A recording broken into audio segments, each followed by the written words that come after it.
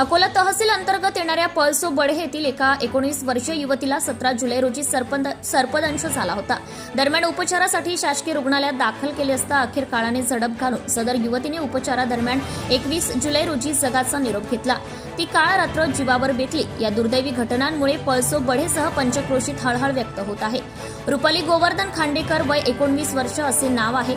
सूत्रांनी दिलेल्या माहितीनुसार अकोला तालुक्यातील बोरगाव मंजू पोलीस स्टेशन हद्दीत पळसो बढे येथील गोवर्धन खांडेकर यांची कन्या रुपाली हिला 17 जुलै रात्रीच्या सुमारास हाताच्या बोटावर झोपेत काहीतरी चावलं असावे अशी गाढ झोपेत असताना जाणीव झाली।